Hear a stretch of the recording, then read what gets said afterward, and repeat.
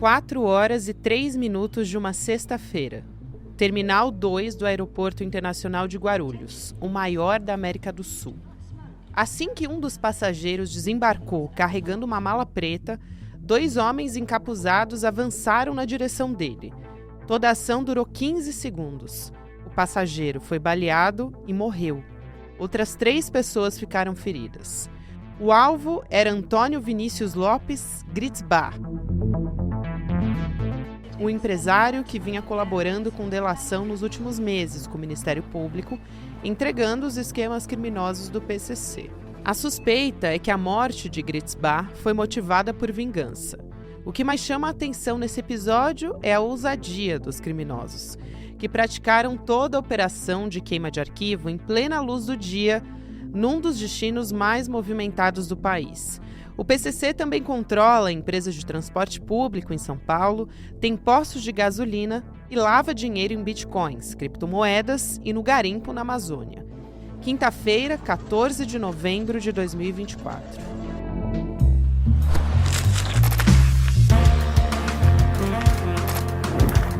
Sou a Gabriela Varela, esse é o podcast Detalhes, e aqui mais uma edição de verdade.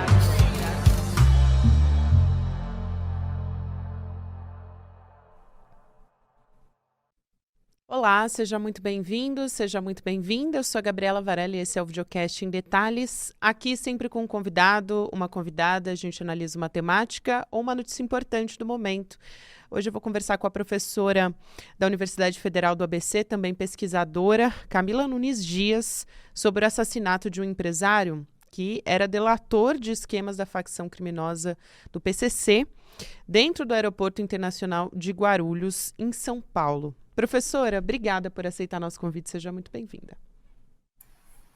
Eu que agradeço o convite, obrigada.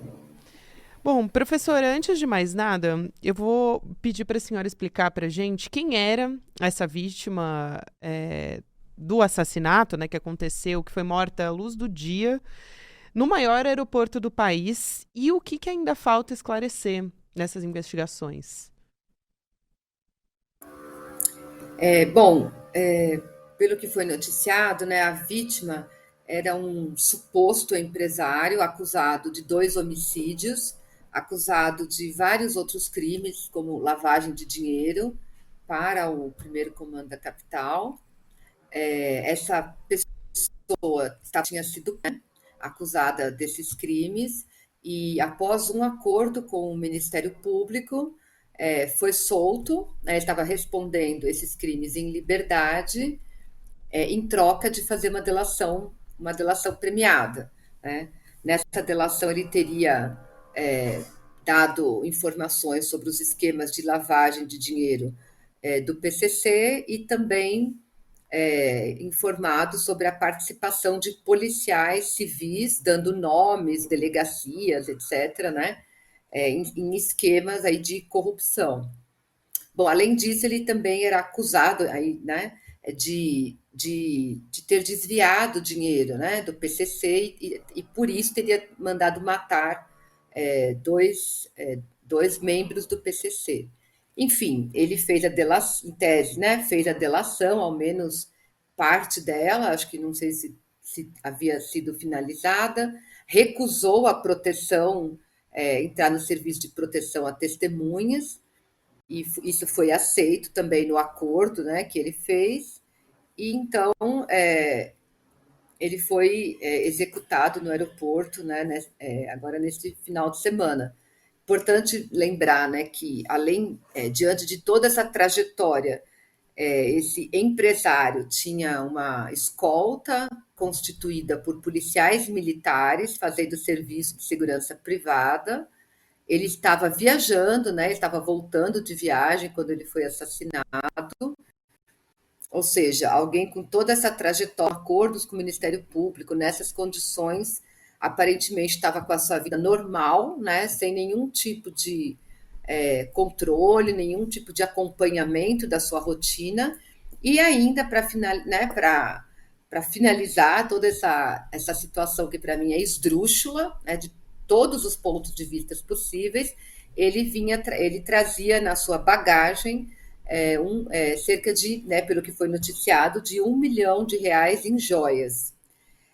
Enfim, então essa é a situação, né? Eu acho que são muitos pontos a serem ainda esclarecidos pelas autoridades, né? Especialmente a Secretaria de Segurança Pública, as condições e os critérios através dos quais se fazem esses acordos, né? Porque eu entendo que tem responsabilidades, né? E é preciso lembrar que além dessa vítima, né, que escolheu, né, essa situação ao recusar a proteção e ao aceitar fazer a delação sem a proteção, tem a outra vítima, que é um homem, né, um motorista de Uber que estava ali trabalhando, que não tem relação nenhuma com tudo isso e que foi assassinado também nesse episódio. Então, acho que as pessoas, enfim, né, tem muita gente que precisa dar explicações, porque tem muita coisa aí no ar e sem informações ainda, ao menos até o momento, que façam a gente compreender uma situação como essa. É, a senhora citou a questão dos policiais, né, que faziam escolta para esse suposto empresário, né? 8 policiais que foram afastados das funções até na Polícia Militar e agora também tem uma novidade que são os policiais civis, né? Que foram denunciados por esse delator e que agora também foram afastados nessa quarta-feira enquanto a gente está gravando. Então a Secretaria de Segurança Pública não divulgou quem são esses policiais, nem quantos agentes no total foram afastados, mas tudo isso também está pairando ainda nessas investigações, né, professora?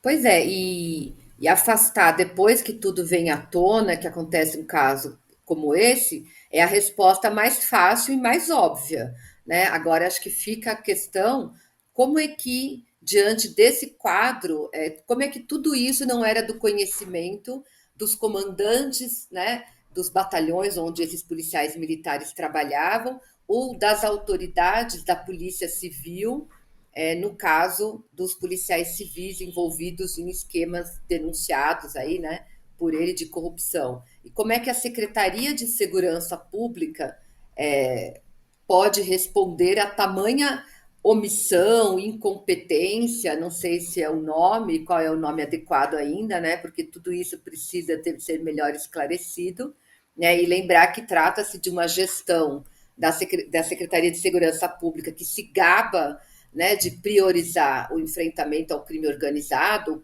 como o próprio governador também anuncia, só que, ao que parece, não está cuidando do próprio quintal, né? E eu acho que esse caso e todas essas complicações, né, envolvendo as instituições e que ainda estão para ser esclarecidas, mas ele demonstra de uma maneira muito, infelizmente, dramática, mas muito exemplar, como que crime organizado não se combate fazendo incursões policiais em favelas e produzindo um enorme número de vítimas faveladas, negras e pobres, como parece ter sido a escolha dessa gestão e como a gente tem assistido já desde o ano passado, no caso da Baixada Santista, especialmente, inclusive fazendo crianças de vítimas e isso sendo normalizado pelo secretário, né? Então a gente vê que definitivamente isso não é combate ao crime organizado, né? Isso é uma outra coisa. Agora, era um caso que já era esperado, né? O caso desse suposto empresário. Então, não se trata de um caso isolado. A senhora pesquisa o PCC, enfim, e o crime organizado há bastante tempo. Quais são as relações de poder que estão por trás desse caso? E que é muito emblemático, principalmente para quem não acompanha, né, no dia a dia e que se assusta como um crime desse tamanho à luz do dia. Mas a senhora que está ali pesquisando no dia a dia, que faz parte do seu cotidiano. Então, assim, primeiro que acho que não, embora seja uma das linhas de investigação, a polícia mesmo não afirma categoricamente que foi o PCC, né? Embora essa seja uma das hipóteses, mas a própria, enfim, a própria polícia afirma que há outras hipóteses sendo investigadas, inclusive a de envolvimento dos policiais que também foram denunciados por esse alvo, né? Mas, digamos que eu acho que também não é difícil imaginar, né, que tenha envolvimento do PCC pelas circunstâncias, né, e por esse histórico dele, né, dele ter sido acusado de roubar o PCC, de matar membros do PCC e de caguetar o PCC. Então, claro que tudo isso reforça aí, digamos, o interesse, né, suposto do PCC em matar, né, esse indivíduo. Agora, eu acho que em relação ao poder, né, enfim, do PCC, que isso demonstra, Gabriela, eu venho nesse campo de pesquisas há 20 anos, né, pouco mais. E o que fica evidente é que ao longo desse período, o PCC, que era um grupo de presos, né, que nasce dentro das prisões e tinha a prisão como locus ali de atuação, quanto ao longo dessas décadas ele se expandiu, né, passou a exercer ali controles em territórios principalmente periféricos, em favelas, passou a atuar no varejo do tráfico de drogas, foi crescendo, atuando depois no atacado, né? E aí diversificando as suas atividades criminais, atuando em outros mercados para além das drogas. E eu acho que esse caso ele um pouco ilumina, né, essas diversas conexões, essas redes e essa atuação do PCC muito mais ampla do que aquilo no qual muitas vezes as políticas de segurança focam, né, que é nos espaços periféricos e nas favelas. É claro que nesses espaços, em muitos desses espaços, há controles territoriais, né? O PCC, no caso de São Paulo, em muitos territórios exerce um controle sobre o território, uma forma de regulação desses territórios, mas para além, né, dessas questões de localidades mais periféricas, o que fica evidenciado nesse caso é esse processo de crescimento econômico, né, do PCC e de diversificação das suas atividades criminais, bem como da sua inserção já na economia lícita, né, através de vários, enfim, né, vários esquemas que, inclusive, haviam sido revelados na delação feita pela pessoa que foi assassinada. Então, eu acho que isso e demonstra também as proximidades ou a incrustação do PCC em determinadas instâncias do Estado, né, através da corrupção, enfim, e de possivelmente outras formas de conexões com atores estatais que também ficaram bastante expostas, né, nesse caso. Sem contar que é uma maneira de você intimidar, né? Uma forma de retaliação também, imaginando que outras pessoas que eventualmente poderiam fazer a delação premiada. Professora, uma outra questão que eu queria colocar aqui é a da Polícia Federal, em parceria com a Polícia Civil nesse inquérito, né, nessas investigações, Polícia Civil de São Paulo. Faria sentido, chegou a se levantar essa hipótese nos bastidores, faria sentido federalizar essa investigação? Veja, eu acho que até esse momento a gente não tem assim motivos concretos que justificassem, né, uma federalização, porque pelo que eu entendo, né, a federalização de investigações ela ocorre quando há evidências de que o Estado, as instituições de investigação daquele Estado, elas estão comprometidas o suficiente para que se consiga conduzir a investigação, ou seja, quando há um comprometimento generalizado das instituições. Eu acho Como que no o caso caso Marielle, né? exemplar para exatamente, o caso Marielle ele é paradigmático, né? Então, desde o início se percebeu que era um comprometimento generalizado, não era apenas alguns policiais, né, algumas partes ali de algumas instituições pontualmente que estavam comprometidas. Era algo generalizado de várias instituições do Estado do Rio de Janeiro, né?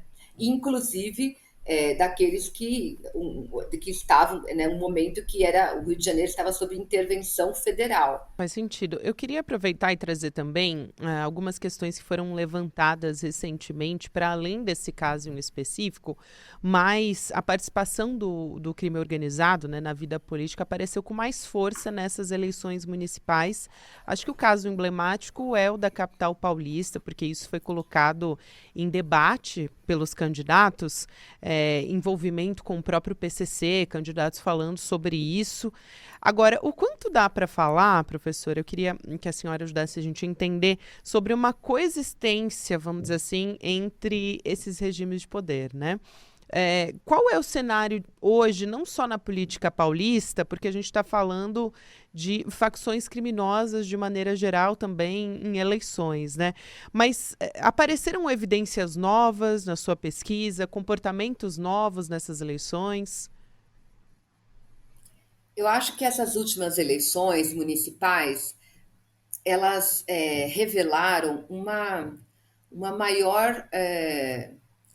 era um fenômeno que não é novo, né, dessa participação de facções criminais em eleições, mas eu acho que nessas eleições se demonstrou como isso avançou nos últimos anos, né? Se a gente comparar as últimas eleições para prefeituras, os municípios, por exemplo, né? Então, comparar 2024 com 2020, com 2016, se a gente pudesse fazer uma linha do tempo, né, com essa comparação, acho que a gente veria o quanto isso está avançando, né, a cada momento eleitoral. E acho que nesse último ano, esse ano aqui, né, nesse último período eleitoral, a gente pôde perceber um avanço assim bastante profundo, né,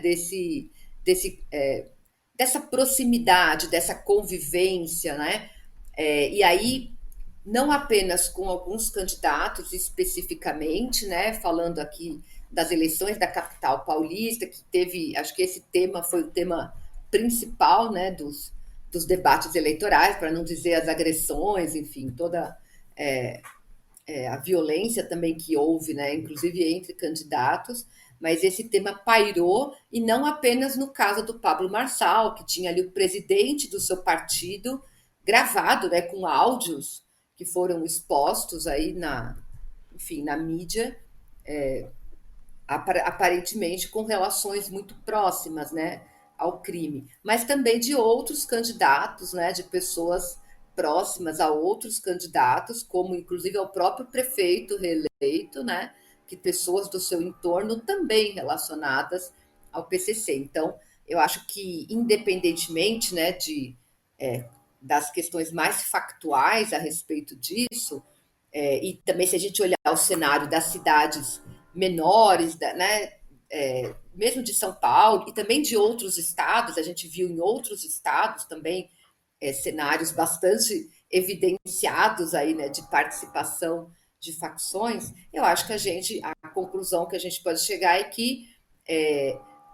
o crime, né, digamos, como a gente às vezes chama esses grupos, né, e não só ele, os atores ali próximos a esses grupos, o crime tá mais próximo do que nunca na política, e isso tem se fortalecido nos últimos anos, tem avançado.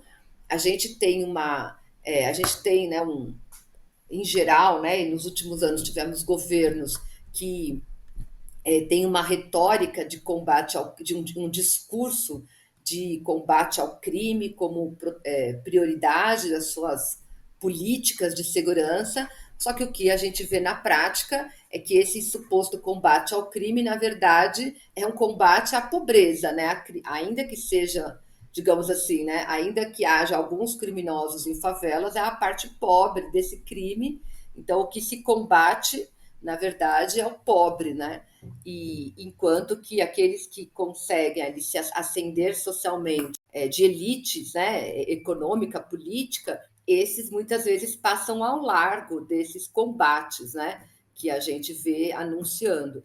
E, mais uma vez, né, esse caso ele é exemplar nesse sentido. E eu acho que na mesma medida em que a gente vê essa ascensão social desse crime, é o mesmo movimento em que a gente vai perceber também o maior comprometimento político. Acho que é o mesmo movimento, né? Ascensão social e ao mesmo tempo política.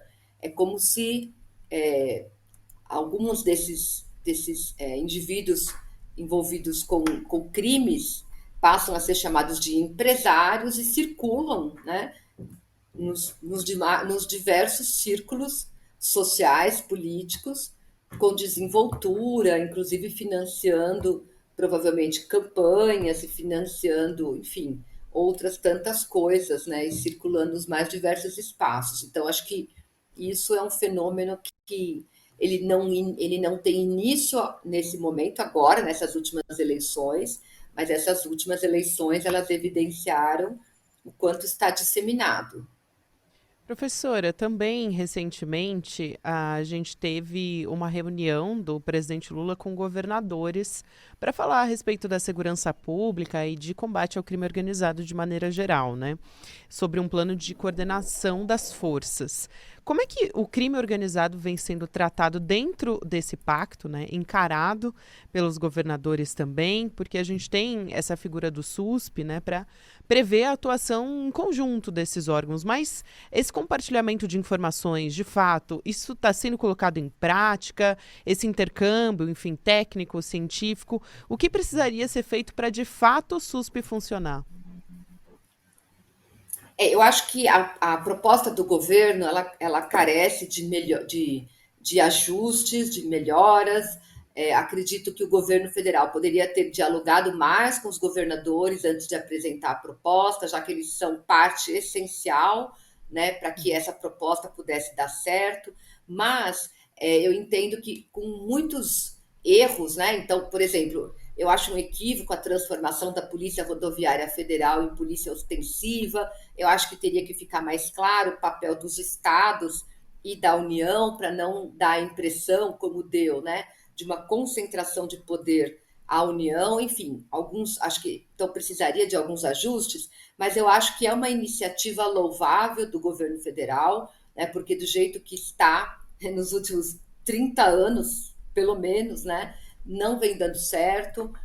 Você tem padrões de policiamento, de investigações, de atuação das polícias civil e militar nos estados, assim como no sistema prisional, que são muito diferentes, muito distintos. Não há integração, não há conversa, não há colaboração, salvo em casos muitas vezes pontuais ou até mesmo decorrente de proximidades pessoais entre policiais, né? Então, não dá para achar que isso vai validar, né, uma política de segurança pública. Enfim, então eu acho que é necessário sim que o governo federal tome essa iniciativa, né, e para tentar articular do ponto de vista da União, há uma concentração de esforços, né, para se pensar numa política de segurança pública e também para o sistema prisional, que apesar de que a Constituição aponta como prerrogativa, né, como sendo responsabilidade dos estados, mas que a União teria que assumir esse protagonismo para coordenar essa política, né, para produzir, considerando as distinções entre os estados, obviamente, mas uma coordenação federal, né? Então, eu acho que a PEC tem o lado, digamos, positivo, que ao menos ela trouxe esse assunto para a mesa, né? Como diz o ditado, ela colocou o bode na sala e agora está sendo discutido, inclusive uma proposta, né, que foi elaborada pela Comissão de Segurança Pública da Câmara dos Deputados, em contraposição a essa do governo. Enfim, ao menos que espero que se faça essa discussão. Agora, para falar bem a verdade, Gabriela, eu tenho sérias dúvidas, né, do quanto isso avança, porque eu entendo que politicamente a questão da segurança pública é extremamente sensível para um debate racional, sério de pessoas que realmente queiram avançar, né, no que diz respeito a essas políticas. Porque nesse campo especificamente, né, da política pública, prevalece sempre aqueles os discursos de cunho moral, né, e discursos de cunho populista que não servem para nada do ponto de vista da elaboração de uma política pública, eles servem apenas para eleger candidatos através desse discurso aí populista de que vai acabar com o crime, de que não tolera criminoso, de que tem a resposta e a chave mágica para resolver o problema da segurança. Então, isso não resolve, né? Esse discurso ele tem se mostrado nas últimas décadas completamente ineficiente e inadequado e tendendo a agravar o problema, mas ele é eleitoralmente muito benéfico para aqueles que os proferem. Então, dificilmente você vai ver alguém, né, candidato a algum cargo eletivo, que vai ser eleito por propor de fato uma política de segurança pública articulada, propor a regulamentação e a articulação dos sistemas através do SUSP. Mas se alguém, né, na sua campanha eleitoral prometer acabar com todos os criminosos, vai para a rua, vai para a cadeia, ele vai ter muitas chances de ser eleito, independentemente do que isso signifique na prática, porque na prática esse discurso ele é vazio, né? Ele não é nada, mas a segurança, o sentimento de insegurança, né? E a busca por se sentir seguro é algo que está disseminado. Todos nós queremos sair na rua e nos sentirmos seguros. Então, esses discursos populistas e vazios e muito retóricos, eles acabam sendo muito bem recebidos, né, por uma grande parcela da população que muitas vezes não vai se interessar por um discurso, por um programa político de segurança pública que seja envolvendo vários ministérios ou secretarias, que seja intersetorial. Não, e aí isso já tem menos apelo eleitoral, né? Então, infelizmente, eu sou um pouco pessimista, assim, embora eu reconheça que a PEC traz esse avanço de trazer esse debate, mas eu fico pensando que o aprofundamento, de fato, de uma discussão séria sobre política pública, no fundo, ela vai contra os interesses políticos de parte, né, desses atores que se elegem em função da insegurança pública. Eles dependem da violência, do medo da violência e da sensação de insegurança para se manterem politicamente, com os seus nichos ali, né?